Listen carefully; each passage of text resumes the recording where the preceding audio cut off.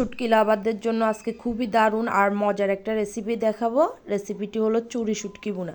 যারা শুটকি লাভার আছে আমি আশা করছি আজকের এই সহজ রেসিপিটি তাদের কাছে খুবই ভালো লাগবে। চুরি শুটকি রেসিপিটা করার জন্য আমি এখানে দেখতে পাচ্ছেন বড় সাইজের একটা চুরি শুটকি নিয়ে নিয়েছি।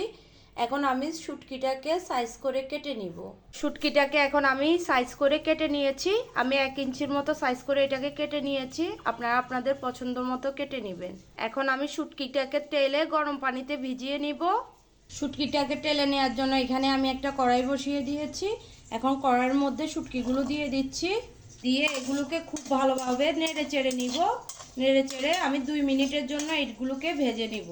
খুব ভালোভাবে নেড়ে চেড়ে আমি শুটকিটাকে 2 মিনিটের মতো ভেজে নিয়েছি। এভাবে ভেজে নিলে শুটকির যে কাঁচা স্মেলটা আছে এটা চলে যায়। এখন আমি শুটকির মধ্যে দিয়ে দিচ্ছি 1 কাপ ফুটন্ত গরম পানি।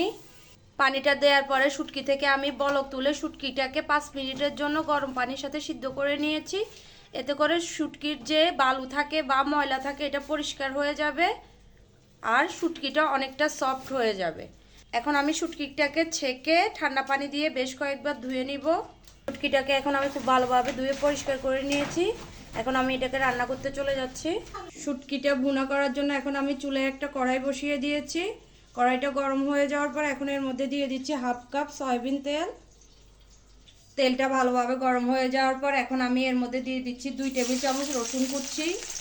আপনারা চাইলে এখানে রসুন বাটাটাও ইউজ করতে পারেন, কিন্তু শুটকির মধ্যে রসুন কুচির ফ্লেভারটাই বেশি ভালো লাগে। রসুনটাকে এখন আমি হালকা ভেজে নিব, খুব বেশি একটা ভাজার দরকার নেই।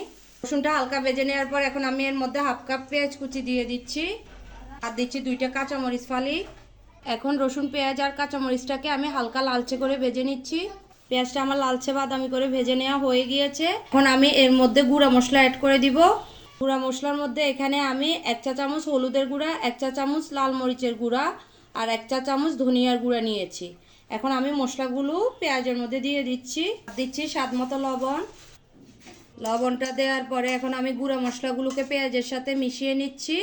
মিশিয়ে নিয়ে এখানে দিয়ে দিচ্ছি সামান্য পানি মশলাগুলো ভালোভাবে কষানোর জন্য। মশলাটা আমার খুব ভালোভাবে কষানো হয়ে গিয়েছে, তেলটা ভেসে উঠেছে উপরে। এখন আমি পরিষ্কার করে রাখা শুটকি এর মধ্যে দিয়ে দিচ্ছি। শুটকিটা দেওয়ার পরে এখন মশলার সাথে আমি শুটকিটাকে মিশিয়ে নিচ্ছি। আর এখন শুটকিটাকে আমি কিছুক্ষণের জন্য খুব ভালোভাবে কষিয়ে নিব। শুটকিটা আমার খুব ভালোভাবে কষানো হয়ে গিয়েছে। এখন আমি এর মধ্যে দিয়ে দিচ্ছি পর্যাপ্ত পরিমাণের পানি। পানিটা দিয়ে এখন আমি শুটকিটাকে ঢাকনা দিয়ে ঢেকে চুলার আঁচ মিডিয়ামে রেখে একদম বুনা বুনা করে নিব। শুটকিটা আমার সম্পূর্ণ রান্না হয়ে গিয়েছে। এখন আমি চুলা থেকে নামিয়ে নিব। শুটকিটাকে আমি চুলা থেকে নামিয়ে একটা বাটিতে পরিবেশন করে নিয়েছি। আর এই শুটকি ভুনাটা গরম গরম ভাতের সাথে খুবই মজা লাগে। আজকের জন্য এই পর্যন্তই। আল্লাহ হাফেজ, আসসালামু আলাইকুম।